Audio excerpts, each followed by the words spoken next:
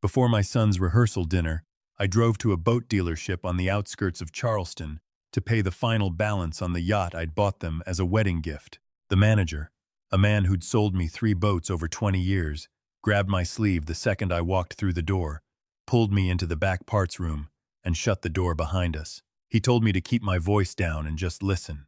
I thought he was going to tell me the boat had a mechanical problem. I stood there in that cramped room smelling of motor oil and fiberglass, and through the thin wall I heard my son's fiancée on a phone call, and every word out of her mouth turned my blood to ice water. My name is Walter Briggs. I'm 68 years old. I spent 38 years as a marine claims investigator, the man insurance companies called when a boat sank in suspiciously calm water or a fire started in an engine that had just been serviced. I've spent my whole career sniffing out people who stage accidents for a payout. I know what a fake drowning looks like on paper before it happens. I never imagined I'd need those instincts to save my own son. It was a Thursday afternoon, 5 days before the wedding. My son, Caleb, was 34, ran a small architecture firm downtown, and was, as far as I could tell, the happiest I'd ever seen him. His mother, my wife Diane, passed 4 years ago from ovarian cancer, and since then Caleb had been the only reason I got out of bed most mornings. He'd met a woman named Renee Castellan 8 months earlier at some networking event, and within a season they were engaged. Renee said she came from old money in Savannah, ran a boutique event planning company, and had a laugh that made every room feel warmer. I wanted to believe every bit of it. I told myself I was just a jealous old man who didn't want to share his boy with anyone. I was paying for the whole wedding, including a 42-foot cabin cruiser I intended to hand over the deed to as my gift to the new couple so they could keep it docked at the marina behind the house I was giving them for the wedding. That Thursday, I drove down to Coastal Marine Outfitters to settle the final invoice with Gary Pruitt, the owner. When the bell over the door rang, and Gary looked up from the engine manual he'd been reading, the color drained clean out of his face. He came around the counter fast, flipped the sign to closed, and threw the deadbolt. Before I could ask what in God's name was wrong with him, he grabbed my arm and hauled me into the parts room in the back, the one lined with metal shelving and the smell of two-stroke oil. He told me to stay put, stay quiet, no matter what I heard. Then he shut the door on me and walked back out front. I heard the shop's front door open again. Footsteps. 2 voices, and I recognized one instantly. It was Renee, and a man I didn't know. They walked right past the parts room and stopped in the showroom just on the other side of a thin pegboard wall, close enough that I could hear every word like they were standing next to me. I figured maybe Renee was surprising Caleb with an upgrade to the boat, some kind of engagement gift. I was not prepared for what came next. The man's voice was low, businesslike, nothing like the warm tone Renee always used around me and Caleb. He said the marine surveyor was already paid off and would sign whatever inspection report they needed. Renee laughed, low and satisfied, and said that once Caleb's name was added to the boat's title next week as a wedding gift, her idea, she said, so sentimental, the $4 million life insurance policy she'd already had him sign on to would be fully active the moment the ink dried. I pressed my ear to the pegboard, my heart slamming so hard I thought they'd hear it through the wall. Then she said the words that stopped my breathing entirely. She said the honeymoon cruise to the Bahamas was already booked, and that accidents happen at sea all the time, especially at night, especially to grooms who've had too much champagne. She called it a tragedy nobody would ever question. The man agreed. He said it was a beautiful plan, clean and untraceable. He called himself her brother. I later learned that was the first lie of many. They lingered another few minutes, talking calmly about which offshore account the payout would move into once the accident was settled, discussing it the way other people discuss dinner reservations. Every word landed on me like a physical blow. I didn't move. I didn't breathe. I let the darkness of that parts room swallow my shock and turn it, slowly, into something colder and far more useful, pure, focused rage. I heard the bell over the door again as they left. Gary unlocked the parts room and stood there, sweating, looking at me like a man who'd just watched someone get sentenced. I didn't say a word. I squeezed his shoulder once and walked straight out to my truck. I sat behind the wheel for a full minute, gripping it until my knuckles went white. I had no recordings, no documents, Nothing but my own 2 ears against the word of a woman my son was set to marry in 5 days. And I knew Caleb was completely under her spell. I didn't call the police. I drove straight to my son's house, ready to tear the door off its hinges. If anyone listening has ever felt that cold drop in your stomach when someone new comes into your family and something feels wrong, don't wait politely for proof to fall in your lap. Go find it yourself. Tell me in the comments where you're watching this from tonight. And if you believe a father's love is the last line of defense a child has, hit that like button before we go any further, because it's about to get worse before it gets better. I parked crooked in Caleb's driveway and didn't bother knocking. He was at the kitchen island going over seating charts, and Renee was beside him with a glass of white wine, looking as untroubled as a woman planning a picnic. I told them both, right there, that I knew exactly what I'd just heard. I said the words life insurance and boat and Bahamas and accident, and I watched Renee's face for even a flicker of guilt. She didn't flinch.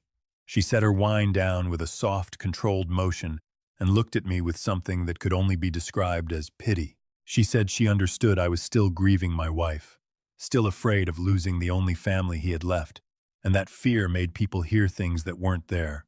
She said the life insurance was completely standard. Any financial planner would tell a young couple merging assets to protect each other that way. She explained, patiently, sweetly, that adding Caleb to the boat's title was simply so the gift wasn't taxed as a transfer later, purely for our benefit. She said the honeymoon was a surprise she'd planned for months. A private charter with an experienced captain. Nothing dangerous at all. She was good. God help me. For one terrible second, even I doubted my own ears. Then I turned to Caleb, expecting my son to see through it the way I'd raised him to see through things.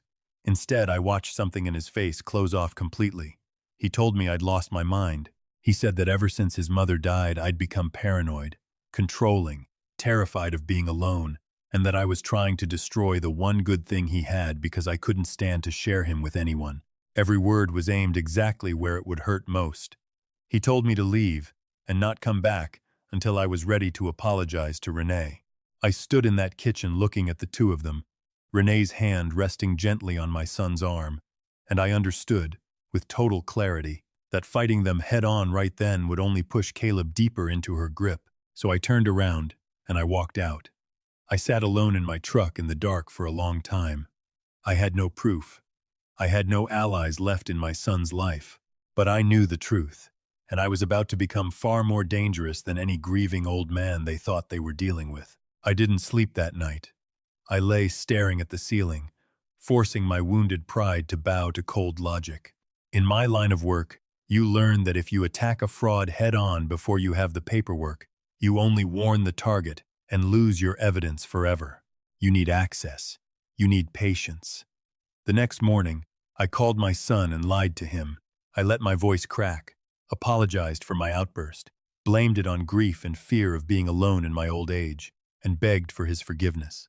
Caleb hesitated, but his heart has always been decent underneath everything, and he agreed to let me come to brunch with him and Renee on Sunday to smooth things over.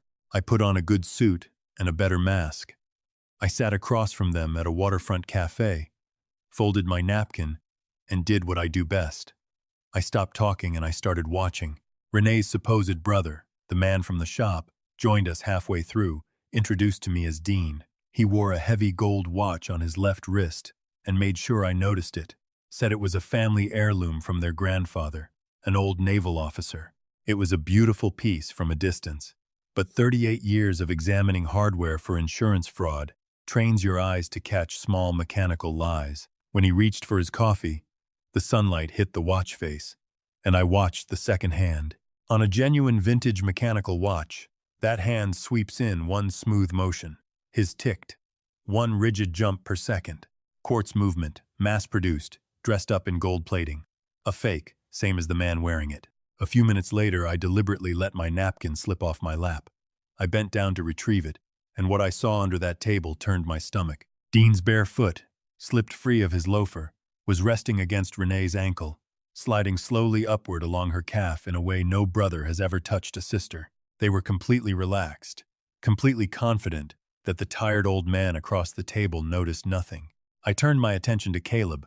My son, normally sharp and quick with a joke, barely said 3 sentences through the entire meal. He sat slumped, his color gray and waxy, staring at his food like he couldn't quite remember how a fork worked. When the waiter asked if he wanted his coffee refilled, he blinked at the question like it had been asked in a foreign language. Renee answered for him, said he'd been exhausted from wedding planning and needed rest. My son nodded slowly, robotically, and let his head drop against her shoulder. It hit me like a freight train. He wasn't just tired. He was drugged, systematically, carefully drugged, kept in a fog so he'd sign anything put in front of him and never notice the warning signs circling him like sharks. Every protective instinct I had screamed at me to flip that table over right there on the patio. But I knew if I called the police with nothing but a fake watch and a glance under a tablecloth, Caleb, dazed and defensive, would side with Renee in front of the officers, and Dean would understand exactly how much I suspected. They'd move the timeline up, take my son somewhere I couldn't reach him, and finish this before I ever got another chance. I smiled through the rest of that brunch. I laughed at Dean's rehearsed jokes and kissed my son's clammy cheek goodbye in the parking lot. I watched Renee guide him to her car like a shepherd leading a lamb, and I kept that same apologetic smile plastered on my face until they turned the corner and disappeared. The moment they were gone, so was the smile. I walked back to my truck, already calculating the geometry of their destruction. The next morning, I drove to a private investigator's office, 2 towns over. A man named Ruben Salazar, who used to work maritime fraud cases for the Coast Guard before he went private. I'd used him twice before in my career, and trusted him the way you trust someone who's seen the same darkness you have. I laid out everything: the conversation at the boat shop, the fake watch, the legal documents Renee kept referencing, my son's terrifying condition at brunch. Ruben listened without interrupting, then told me we were going to trace every breath that man had taken in his adult life. Before Ruben and I could move, I needed Caleb and Renee to feel completely safe, completely victorious. I called my son that evening and told him, voice deliberately shaking, that our fight had hurt me more than I let on, and that I was going to fly down to my brother's fishing cabin in the Keys to clear my head before the wedding. Renee got on speakerphone and told me, sweetly, that was a wonderful idea, that Florida would do me good, and that she'd take excellent care of Caleb while I was gone. I thanked her, told my son I loved him more than my own life, and hung up. Renee believed she'd successfully exiled the inconvenient old man 1,000 miles away. She was catastrophically wrong. I didn't fly to Florida. I drove straight to a private airfield outside Charleston, where Ruben had already chartered a small plane using a corporate shell account that couldn't be traced back to either of us. We boarded carrying nothing but 2 overnight bags and a pair of heavy laptops. As the plane leveled off, Ruben pulled up scanned images of the wedding invitations Renee had designed with such pride, embossed cream cardstock, listing her family's return address in an exclusive Savannah historic district. She'd told stories all season about growing up in a grand antebellum house with wraparound porches and old oak trees dripping with moss. But as Ruben typed away, pulling property tax records, utility filings, and zoning permits from restricted municipal databases, the cracks started multiplying fast. The Savannah address on those invitations didn't belong to any Castellan family. There was no record of a wealthy Castellan family anywhere in that zip code going back 50 years. We landed in Savannah under a heavy gray sky. We rented a plain sedan and drove into the historic district, following the GPS toward the exact coordinates printed on those elegant invitations.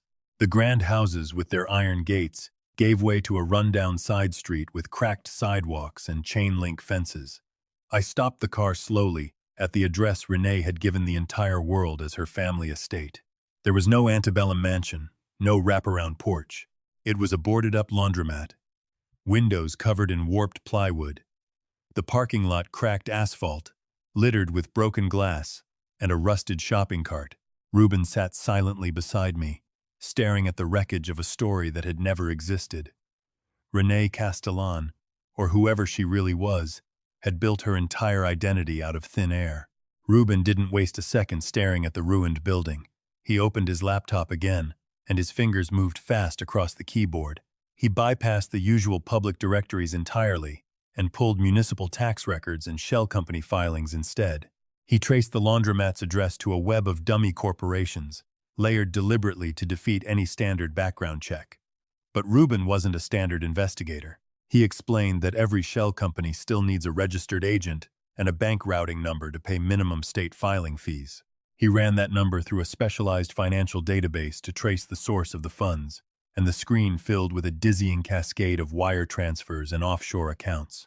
It was money being laundered systematically and funneled into a high-yield checking account back home in Charleston. That single account had financed everything: the designer dresses, the extravagant dinners, the illusion of old Savannah money. Every cent of their lifestyle had been pulled violently from the accounts of victims neither of us knew yet. Reuben let out a sharp breath and stopped typing. He leaned toward the monitor, squinting at a freshly decrypted file, and told me the man calling himself Dean was sloppy for someone playing for these stakes. He'd cross-referenced the source accounts against old fraud warrants out of Nevada. Dean's real name was Marcus Hale, an alias created about 6 years earlier. His actual identity was Thomas Ray, a convicted con man who'd served 2 years in a Nevada state facility for orchestrating a real estate scheme that specifically targeted elderly widows. Reuben wasn't finished. He cross-referenced Thomas Ray's name against Renee's known associates and pulled up a scanned state document. It was a marriage certificate, filed in Clark County 11 years ago. Thomas Ray and a woman named Renee Ray. They weren't brother and sister. They were husband and wife. I stared at that screen while the cold Savannah air pressed against the car windows, feeling my chest go numb. My mind flew back to the brunch, to Dean's foot sliding up Renee's leg under that white tablecloth while my drugged son sat 3 feet away. Reuben, in that same flat, clinical tone, explained the pattern. This wasn't a first-time grift. This was a team, experienced and organized. They targeted lonely, grieving, emotionally vulnerable people with money behind them. Renee would play the loving fiancée. Thomas would play the charming, wealthy suitor, or in this case, the doting brother helping arrange the wedding. Once the target was isolated from anyone who might interfere, they closed in for the payout. But this time, Reuben said, the stakes were bigger than a drained savings account. Caleb wasn't just a comfortable professional with equity in a firm. He was about to be tied to a $4 million life insurance policy and a wedding gift boat that would make an accident at sea look tragically ordinary. Before we could plan our next move, my phone buzzed violently in the cup holder between us. It was a text from Caleb. My hands actually shook reading it. He'd written that Renee moved the honeymoon departure up 2 days, said the marina had a better weather window, and that they'd be leaving straight from the reception instead of waiting until after. Renee was accelerating the timeline. She must have sensed something in my behavior at brunch, some crack in my performance, and decided her window of safety was closing. She was rushing my son out of the country, out of American jurisdiction, faster than either of us had planned for. Reuben read the message over my shoulder, his jaw tightening. Our window for a countermove had just collapsed to under 72 hours. We flew back to Charleston in near silence. I called an old contact of mine, Dr. Alan Fitch, a toxicologist who used to consult on marine insurance cases with me back when we were both younger men trying to prove what killed people who supposedly just fell overboard. I couldn't get physical proof of drugging without a sample, so that night I broke into Caleb's condo while he and Renee were out for their final dress fitting. I'd helped him install the smart lock myself 2 years earlier, back when he still trusted me with the code. For an old investigator who'd spent decades reading mechanical systems for weak points, bypassing it took less than 4 minutes. I searched the bedroom, the kitchen, the office. Nothing. A man like Thomas Ray wouldn't leave anything dangerous sitting in a drawer. I stepped back and looked at that condo the way I used to look, at a boat that sank in water too calm to explain it for the thing that didn't add up. The bathroom closet was 18 inches shallower than it should have been, based on the hallway dimensions outside. I pulled the shelving free and found a thin seam in the drywall, pressed against it, and a small panel swung open on a hidden spring hinge. Behind it sat a fireproof lockbox with a mechanical combination dial, not digital. Opening a mechanical lock by feel takes absolute silence and patience I'd built over decades of marine claim work. Listening for stress fractures in metal cable under load, I pressed my ear to the cold steel and worked the dial slowly, feeling for the faint click of each pin dropping into place. 3 numbers, 3 careful turns, and the door swung open. Inside sat a small plastic tray. On it was an amber prescription bottle with no pharmacy label, just a strip of white tape across the front that read, In handwriting I recognized from Renee's wedding notes, Caleb's vitamins. I unscrewed the childproof cap. Inside were unmarked blue capsules. These weren't vitamins. These were the chains, keeping my son tethered to whoever was about to kill him. I pocketed 2 of the capsules, sealed the bottle exactly as I'd found it, and slipped back out the way I came just as I heard the elevator chime down the hall. I got the capsules to Dr. Fitch's private lab that same night. The wait for results felt like the longest 3 hours of my life. When he finally came back, his face had the same grave look I remembered from cases where we both already knew the answer before the paperwork confirmed it. He told me the capsules contained a heavy dose of a prescription beta blocker combined with a fast-acting sedative. On land, at sea level, someone taking this cocktail would feel exhausted, foggy, disoriented, easily explained away as wedding stress. But administered steadily before a night at sea, especially combined with alcohol and rough water, the combination could trigger a sudden, severe drop in heart rate and blood pressure. A man could simply go over the rail in the dark and never resurface, and it would read on paper as a tragic accident, a groom who'd had one too many champagne toasts and lost his footing. I felt something crack open in my chest, a rage so pure it nearly took my legs out from under me. This wasn't a scheme to bleed my son's bank account. This was a murder already in motion. I wanted to drive straight to that condo and put my hands around Thomas Ray's throat myself. Reuben caught my arm before I made it to the car and told me flatly that if I did that today, I'd spend the rest of my life in prison. Renee would vanish with whatever money she could grab, and Caleb would be left alone, traumatized, with no one left in his corner. He said we had to take them down publicly, legally, in a way no lawyer could talk their way out of. Only then would Caleb actually be safe. I called my longtime attorney, Harold Voss, a man who'd handled every contract of my career for almost 30 years. I told him it was a matter of life and death, and to meet me at his office immediately. I laid out everything, the marriage certificate, the toxicology report, the shell companies. But before Harold could even process the criminal side of it, I pulled out a separate document from my jacket, one Renee had proudly walked me through days earlier. It was a medical power of attorney, she claimed, with standard paperwork, tied to adding Caleb's name onto the boat's insurance policy, something her lawyer supposedly required for liability reasons. Harold read through it slowly, his color draining with every page. He told me this wasn't a standard liability form at all. It quietly transferred all emergency medical decision-making authority to Renee, and specifically stripped Caleb's next of kin, meaning me, of any right to intervene if something happened to him at sea. If Caleb went into cardiac arrest on that boat and ended up on a ventilator in some foreign hospital, Renee alone would have the legal authority to decide whether he lived or died. I told Harold we weren't going to block that document. He looked at me like I'd lost my mind, reminding me that signing it would hand Renee the legal keys to end my son's life. I explained that Thomas Ray was a careful predator who'd smell a trap the instant it closed too early. If we blocked him now, he'd bolt, drain whatever accounts he could reach, and disappear before we ever built an airtight case. I needed him to believe he'd already won. I told Harold to draft a second, hidden clause buried inside a separate trust document. Renee would also need signed at the rehearsal dinner, one that would instantly void the medical power of attorney and freeze every account tied to Thomas Ray's real identity. The second his signature hit the page, while Harold worked, I drove to the field office of an old friend, Special Agent Denise Okafor with the FBI's Financial Crimes Division.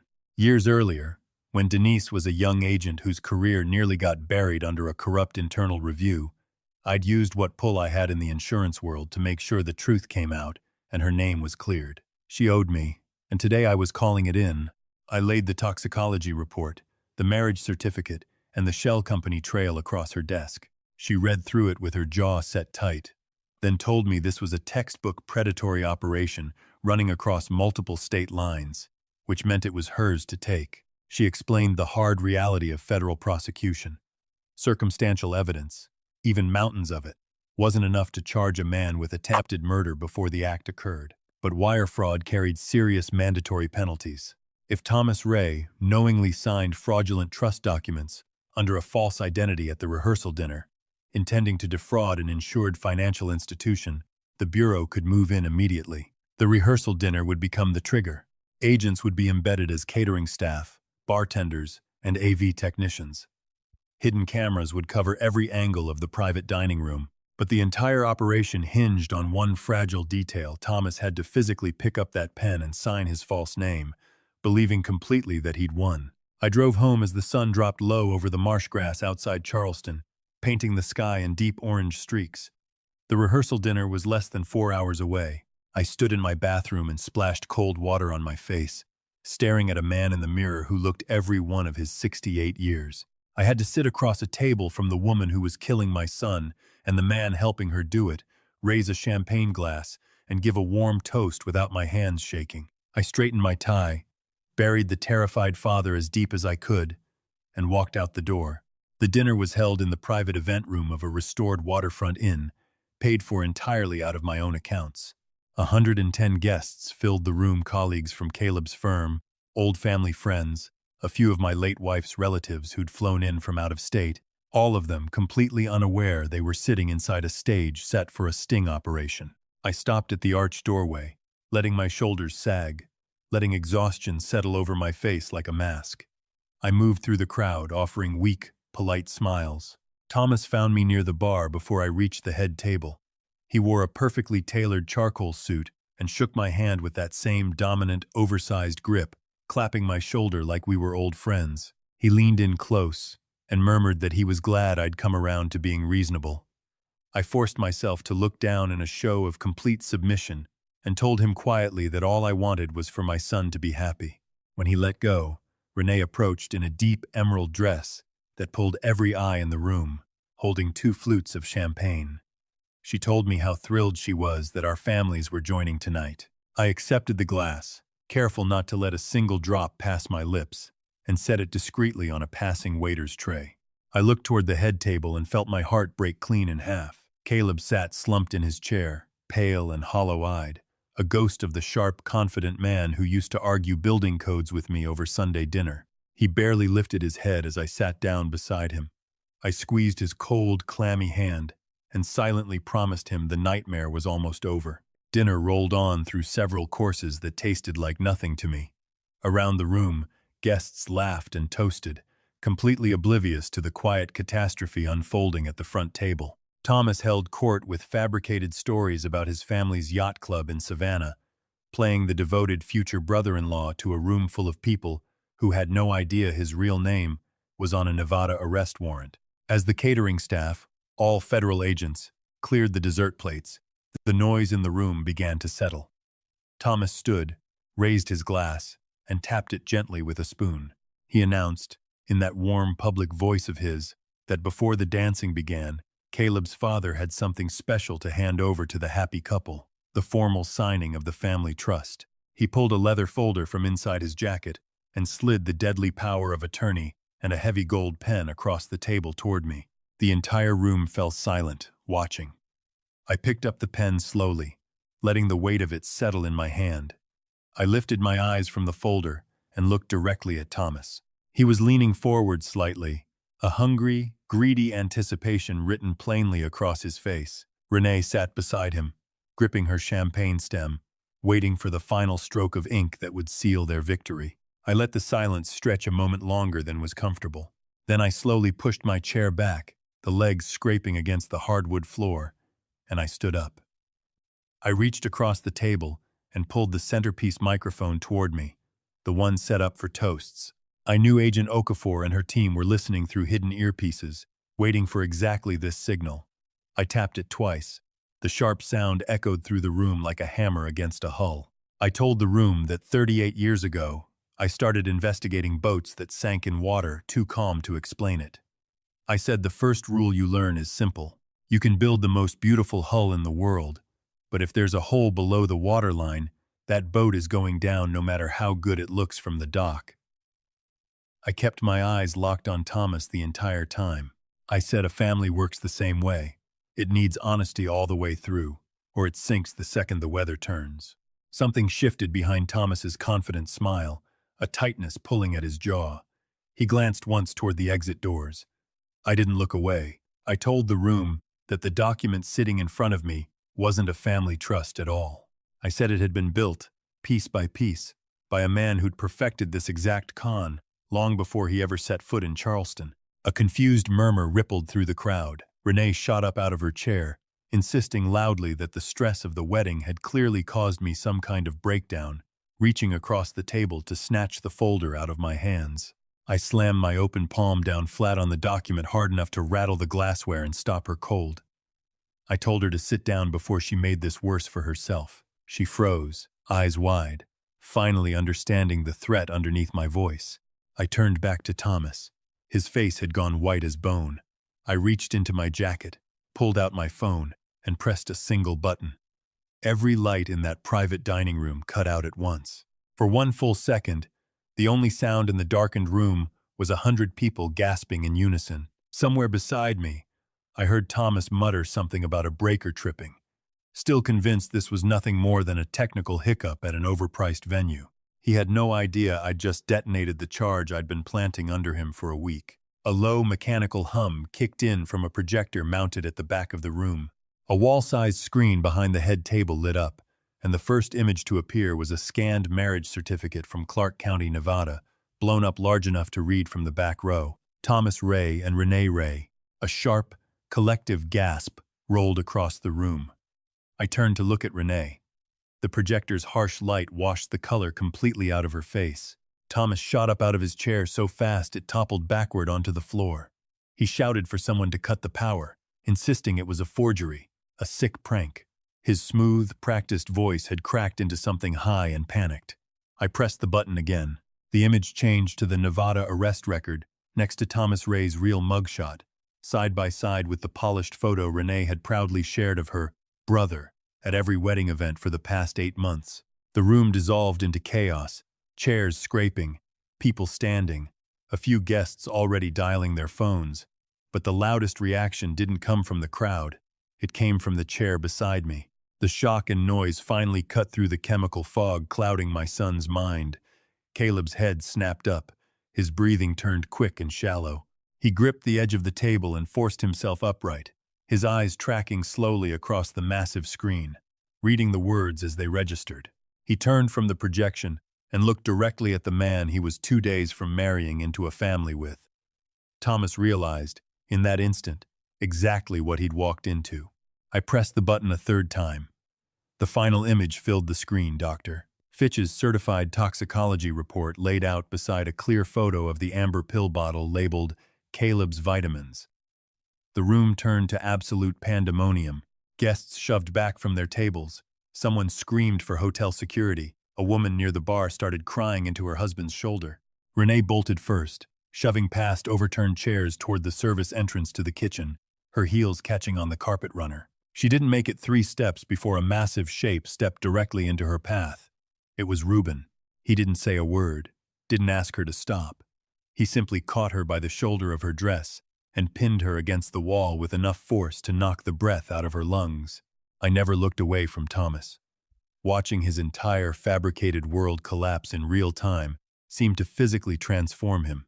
His handsome, charming mask sliding off to reveal something cold and reptilian underneath. He looked at that screen, then down at the pen still resting on the table where he'd left it. I leaned toward the microphone one more time. I told him he was right about one thing. He hadn't signed anything yet. I said the wire fraud was never actually the charge that mattered most to me. That was only ever the hook to get federal jurisdiction fast.